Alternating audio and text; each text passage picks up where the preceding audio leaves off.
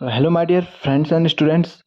हम पढ़ रहे थे कक्षा 10 की रसायन विज्ञान, जिसमें हम पढ़ रहे थे अभिक्रियाओं के प्रकार, टाइप्स ऑफ केमिकल रिएक्शंस। ठीक है, तो आज की इस वीडियो में हम पढ़ने जा रहे हैं अपचयन तथा उपचयन अभिक्रियाएं। ठीक है, उपचयन तथा अपचयन अभिक्रियाएं, ऑक्सीडेशन एंड रिडक्शन रिएक्शंस इनको इंग्लिश में कहते हैं। ठीक है, तो ये रिएक्शन जो है बेसिकली हाइड्रोजन के निकलने या फिर हाइड्रोजन के जुड़ने और ऑक्सीजन के निकलने या फिर ऑक्सीजन के जुड़ने पर आधारित की अवधारणा पर आधारित होती हैं। ठीक है, तो चलो शुरू करते हैं। ऑक्सीडेशन एंड रिडक्शन यानी कि उपचयन तथा अपचयन अभिक्रियाएं क्या होती हैं। ठीक है, तो देखो, उपचयन और अपचयन की अवधारणा ऑक्सीजन या हाइड्रोजन तत्वों के योग या फिर पृथक्करण पर आधारित होती है। पृथक्करण यानी अलग होना। ठीक है, ऑक्सीजन या फिर हाइड्रोजन के योग तथा पृथक्करण पर आधारित होती हैं ये अभिक्रियाएं। तो पहले देखते हैं हम उपचयन क्या होता है। उपचयन को हम इंग्लिश में ऑक्सीडेशन भी कहते हैं। ठीक है, तो देखते हैं पहले उपचयन। उपचयन क्या होती है, तो ये हमारे पास उपचयन या ऑक्सीकरण, उपचयन को हम ऑक्सीकरण भी कहते हैं। ठीक है, और इंग्लिश में ऑक्सीडेशन। तो उपचयन होता क्या है, पदार्थ जैसे कोई भी पदार्थ है, पदार्थ में ऑक्सीजन का योग उपचयन या फिर ऑक्सीकरण कहलाता है। ठीक है, किसी पदार्थ में जब ऑक्सीजन का ऐड होता है, ऑक्सीजन ऐड होती है, उसको हम क्या कहते हैं, तब हम बोलते हैं उपचयन हो गया यहाँ पे। ठीक है, उपचयन या फिर ऑक्सीकरण हो गई। ठीक है, या फिर पदार्थ से हाइड्रोजन का पृथक्करण भी उपचयन या ऑक्सीकरण कहलाता है। जैसे किसी पदार्थ से हाइड्रोजन अलग हो रही है, ठीक है, हाइड्रोजन का अलग होना उपचयन या फिर ऑक्सीकरण कहलाता है। ठीक है, तो देखो, उपचयन और अपचयन अभिक्रियाएं एक साथ होती हैं, तो इनको पहले हम उपचयन और अपचयन को देखेंगे कि क्या होते हैं और इनकी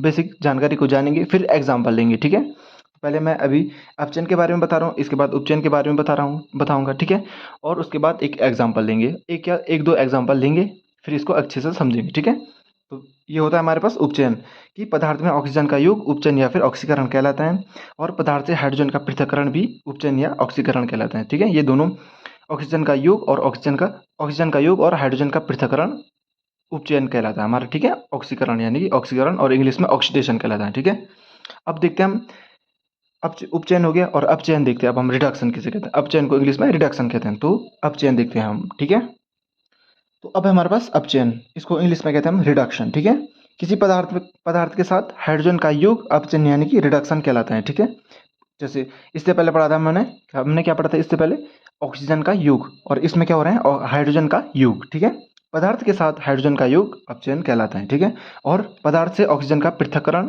भी अपचयन कहलाता है। ठीक है, यानी कि पदार्थ में हाइड्रोजन का योग होगा तो उसको हम अपचयन के लिए कहेंगे, यानी कि रिडक्शन, और पदार्थ से ऑक्सीजन निकलेगी तो उसमें भी कहेंगे हम अपचयन हुआ है, यहाँ पे रिडक्शन हुआ है। ठीक है, और उपचयन, सॉरी, हाँ हाँ, और उपचयन में क्या होता है हमारे पास, उपचयन में ऑक्सीजन जुड़ती है और हाइड्रोजन निकलती है, और अपचयन में क्या होता है, हाइड्रोजन जुड़ती है और ऑक्सीजन निकलती है। ठीक है, और इसके जो कुछ पॉइंट देखो, अपचयन और देखो, उपचयन और अपचयन अभिक्रियाएं एक साथ होती हैं। ठीक है, उपचयन यानी कि ऑक्सीडेशन, ऑक्सीडेशन और अपचयन, और या फिर उपचयन और अपचयन अभिक्रियाएं एक साथ होती हैं। ठीक है, और देखो, उपचयन और अपचयन अभिक्रियाओं को रिडॉक्स अभिक्रियाएं भी कहते हैं। ठीक है, इंग्लिश में रिडॉक्स रिएक्शन। रिडॉक्स किससे बना है, देखो, रिडॉक्स देखो, REDOX, रेड, देखो किस किस से बना है, RED, रेड यानी कि रिडक्शन, और OX, ऑक्स यानी कि ऑक्सीडेशन। ठीक है, रेड प्लस ऑक्स, रेड से रिडक्शन, ऑक्स से ऑक्सीडेशन। ठीक है, रिडक्शन यानी कि उपचयन, रिडक्शन यानी कि अपचयन, और ऑक्सीडेशन यानी कि अपचयन। ठीक है, ऑक्सीकरण। ठीक है,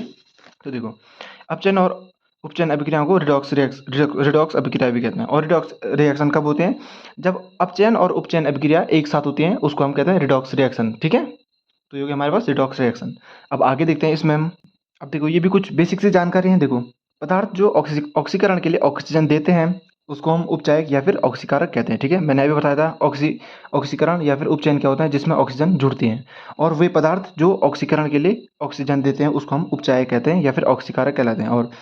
और पदार्थ जो हाइड्रोजन का पृथक्करण करते हैं, देखो कोई पदार्थ हाइड्रोजन जुड़े हैं और उससे पृथक्करण कर रहे हैं वो हाइड्रोजन का, तो वो क्या कहलाता है, उपचायक। तो देखो, उपचयन हमने ये भी पढ़ा था कि हाइड्रोजन का पृथक्करण होता है, उसको हम उपचयन या फिर ऑक्सीकरण कहते हैं। ठीक है, देखो, पदार्थ जो हाइड्रोजन का पृथक्करण करते हैं वे भी उपचायक या ऑक्सीकारक कहलाते हैं। ठीक है, अब दूसरा पॉइंट, अपचयन के लिए पदार्थ जो अपचयन के लिए हाइड्रोजन देते हैं अपचायक कहलाते हैं। ठीक है, अपचयन के लिए हाइड्रोजन देते हैं, अपचयन क्या पढ़ा था हमने कि अपचयन में हाइड्रोजन का योग होता है। ठीक है, और देखो, वे पदार्थ जो अपचयन के लिए हाइड्रोजन देते हैं उनको हम क्या कहते हैं, अपचायक कहलाते हैं। ठीक है, और पदार्थ जो ऑक्सीजन का पृथक्करण कहलाते हैं करते हैं वे भी अपचायक कहलाते हैं। ठीक है, दोनों अपचायक कहलाएंगे। एक में जो हाइड्रोजन देगा और एक में जो ऑक्सीजन का पृथक करेगा, अपने से ऑक्सीजन अलग करेगा, उसको हम अपचायक कहेंगे। ठीक है, तो ये हो गया हमारी बेसिक जानकारी। अब लेते हैं इसका एग्जाम्पल, अब सीखते हैं इसको कि ये होता कैसे है। ठीक है, तो एक एग्जाम्पल लेते हैं हम।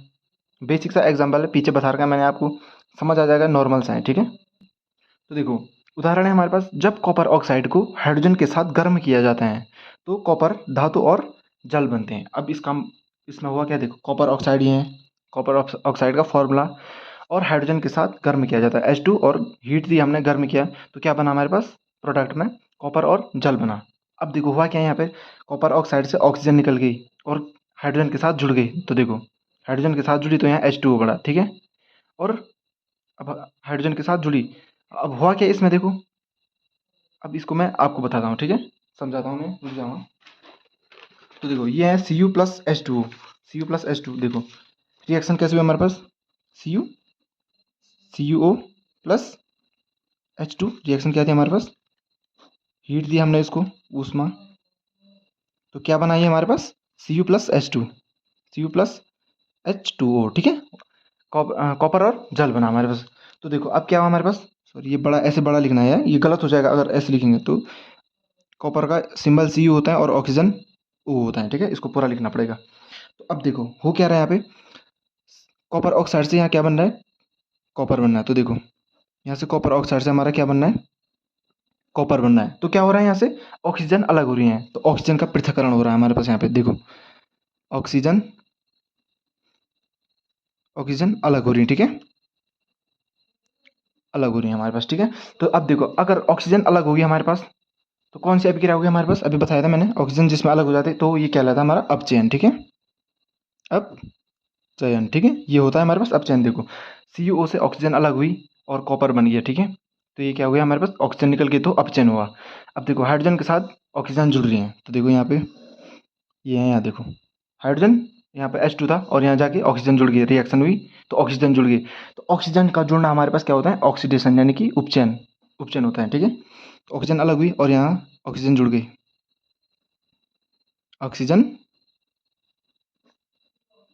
जुड़ गई। ठीक है, तो क्या हो गया हमारे पास, यहाँ पे ऑक्सीकरण हो गया, ऑक्सीकरण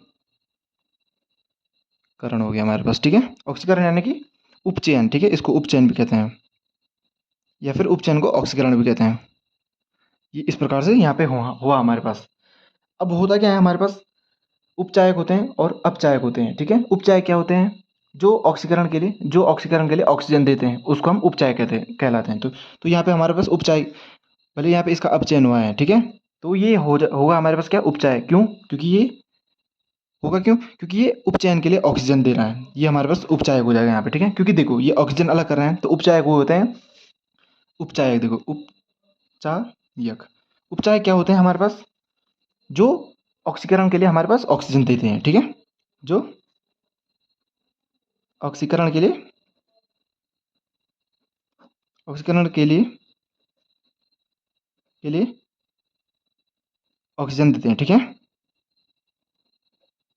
जन देते हैं, तो हमारे पास वो क्या कहलाते हैं, उपचायक कहलाते हैं। ठीक है, और अपचायक क्या होते हैं, जो अपचयन के लिए हमारे पास हाइड्रोजन देते हैं। ठीक है, वो हमारे पास अपचयन के लिए जो हमारे पास हाइड्रोजन देते हैं उनको कहते हैं हम अपचायक। ठीक है, तो अब देखो, तो यहाँ पे अपचायक होगा, क्या होगा हमारे पास, अपचायक होगा हमारे पास H2, क्योंकि H2O से जुड़ रहा है। ठीक है, हाइड्रोजन का जोड़ना क्या होता है हमारे पास, अपचयन होता है। ठीक है, तो इसलिए ये अपचायक कहलाएगा H2। ठीक है, तो अब देखो मैंने इसको लिखा हुआ है नोट्स में। ठीक है, मैं दिखाता हूँ आपको। तो ये था हमारे पास उदाहरण। ठीक है, CuO प्लस H2, ये हीट किया तो क्या बना, Cu प्लस H2। तो मैंने अभी बताया उपचायक क्या होगा हमारे पास यहाँ पे, CuO। ठीक है, क्योंकि ये देखो ऑक्सीकरण या फिर उपचयन के लिए ऑक्सीजन दे रहे हैं। ठीक है, तो ये उपचायक होगा। और अपचायक क्या होगा, जो अपचयन के लिए हमारे पास हाइड्रोजन देता है उसको कहते हैं हम क्या, अपचायक। ठीक है, तो यहाँ पे अपचायक क्या होगा, H2, क्योंकि ये देखो हाइड्रोजन जोड़ रहे हैं, अब ये जो जल से जुड़ रहे हैं। ठीक है, तो ये हो गया अपचायक हमारे पास। ये पीछे बताया था मैंने आपको अपचायक और उपचायक क्या होते हैं। ठीक है, इससे पहले जस्ट पहले बताया है। ठीक है, अब एक और एग्जाम्पल देखते हैं इसका हम। तो अब देखो एग्जाम्पल में क्या है, ये दूसरा, जब हाइड्रोजन सल्फाइड क्लोरीन के साथ क्रिया करते हैं तो सल्फर और हाइड्रोजन क्लोराइड बनते हैं। ठीक है, तो देखो ये क्या है, हाइड्रोजन सल्फाइड H2S। ठीक है, plus Cl2 gas chlorine react करते हैं तो आपस में रिएक्शन करते हैं तो क्या बनता है हमारे पास सल्फर और हाइड्रोजन क्लोराइड, इसको हम हाइड्रोक्लोरिक एसिड भी कहते हैं, ठीक है। तो ये बनता है हमारे पास हाइड्रोजन क्लोराइड। तो अब इस रिएक्शन को देखते हैं इसमें हुआ क्या है, ठीक है। तो देखो इस अभिक्रिया में देखो H2S S में परिवर्तित हो रहा है, देखो H2S यहाँ पे हाइड्रोजन सल्फाइड है H2S, तो यहाँ जाके ये क्या हो रहा है सिर्फ सल्फर रह रहा है, ठीक है, S रह रहा है, ठीक है। तो देखो इस अभिक्रिया में H2S S में परिवर्तित हो रहा है, अर्थात क्या हो रहा है हमारे पास अपचयन। अपचयन क्यों हो रहा है, क्योंकि यहाँ से हाइड्रोजन निकल रही है, ठीक है, सॉरी उपचयन हो रहा है। तो उपचयन क्यों हो रहा है हमारे पास यहाँ पे, क्योंकि हाइड्रोजन निकल रहे हैं, हाइड्रोजन का निकलना उपचयन कहलाता है और ऑक्सीजन का जुड़ना ये भी उपचयन कहलाता है, ठीक है।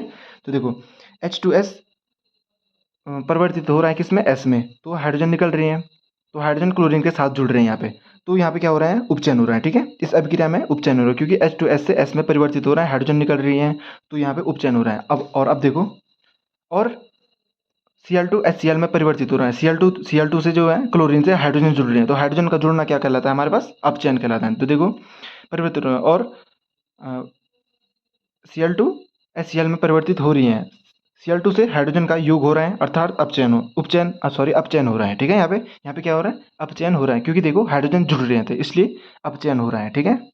तो इस अभिक्रिया में देखो H2S क्या कहलाएगा हमारे पास उपचित पदार्थ, क्योंकि यहाँ से हाइड्रोजन निकल रही है, तो ये जिसका उपचयन होगा उसको कहेंगे हम उपचित पदार्थ और जिसका अपचयन होगा उसको कहेंगे हम अपचित पदार्थ, ठीक है। तो उपचित क्या हो गया हमारे पास H2S हो गया और अपचित क्या होगा हमारे पास Cl2, क्योंकि क्लोरीन का जहाँ पे अपचयन हो रहा है। तो देखो उपचित पदार्थ क्या है हमारे पास H2S और अपचित पदार्थ क्या है हमारे पास Cl2, ठीक है।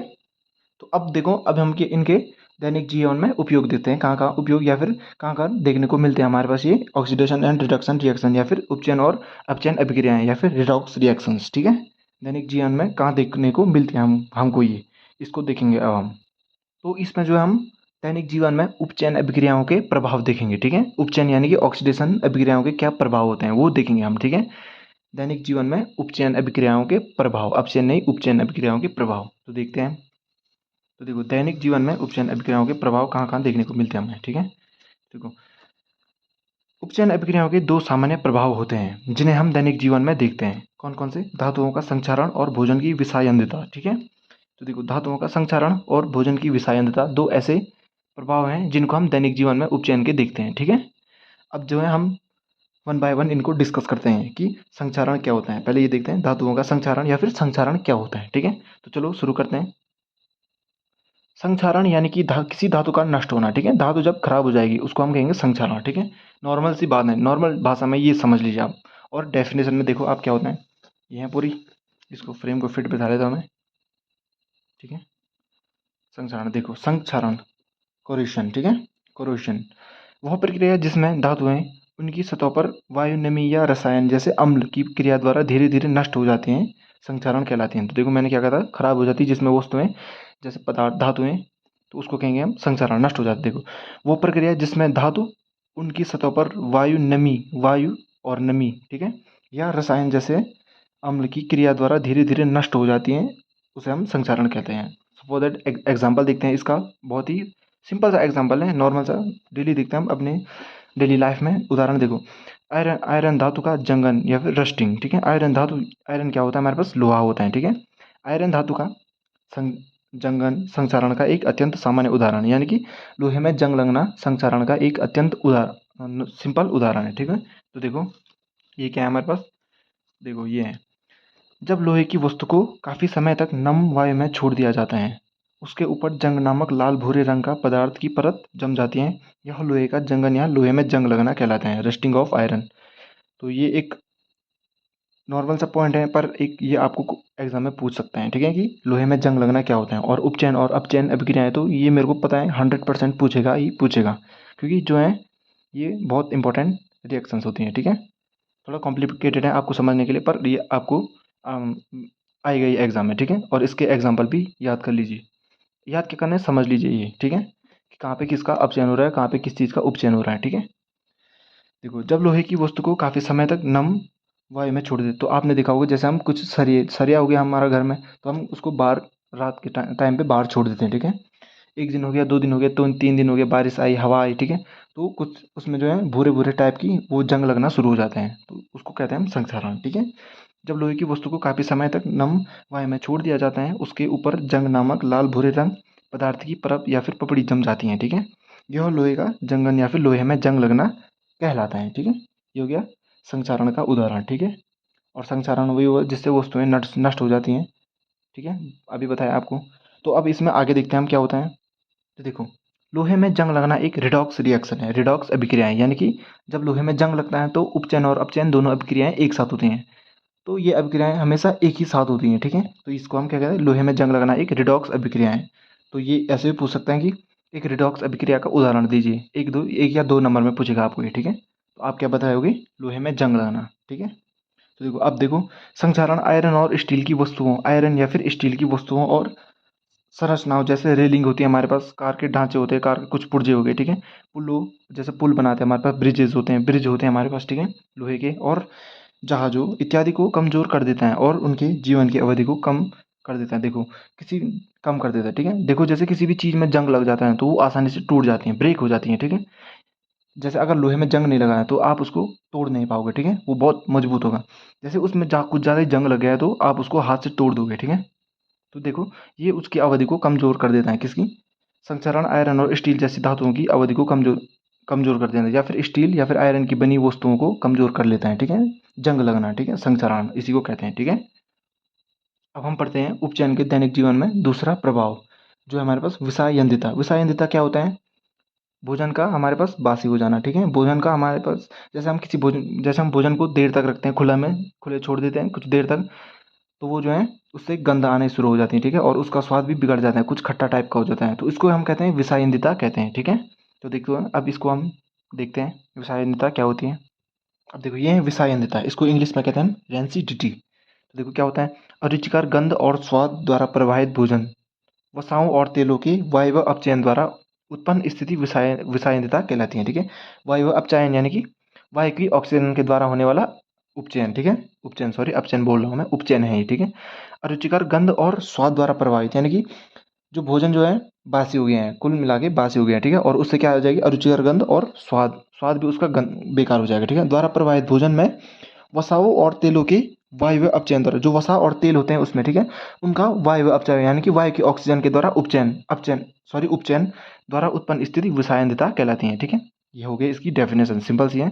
रुचिकर गंध और स्वाद द्वारा प्रभावित भोजन में वसाओं और तेलों के वायु उपचयन द्वारा उत्पन्न स्थिति विषायंदिता कहलाती है, ठीक है। अब देखो इसके कुछ पॉइंट्स नॉर्मल से, देखो, विषायंदिता तेलों और वसाओं में तैयार किए गए भोज्य पदार्थों को, जो काफ़ी समय तक रख दिए जाते हैं, को खराब कर देता है और खाने के लिए उन्हें अयोग्य बना लेता है, ठीक है। क्या विषायंदिता क्या करता है, विषायंदिता तेलों और वसाओं में तैयार किए गए भोजन, तो देखो, जो भोजन हम तेलों और वसाओं में तैयार करते हैं, तो सारे ही भोजन ऐसे होते हैं, ठीक है, जो हम खाते हैं, ठीक है। तो देखो, विषायंदिता तेलों और वसाओं में तैयार किए गए भोजन पदार्थों को, जो काफ़ी समय तक रख दिए जाते हैं, जैसे भोजन को हमने खा लिया, भोजन कर लिया हमने, ठीक है, तो अब हमने जो कुछ बच गया उसको हमने रख दिया, ठीक है, तो कुछ समय तक हमने उसको ऐसे रख दिया, तो जब हमने उसको कुछ समय तक रखा तो वो खराब हो जाता है, उससे गंध आनी बैठ जाती है और वो उसका स्वाद खट्टा हो जाता है, यानी कि बासी हो जाता है, ठीक है, और वो खाने लायक नहीं होते हैं, ठीक है।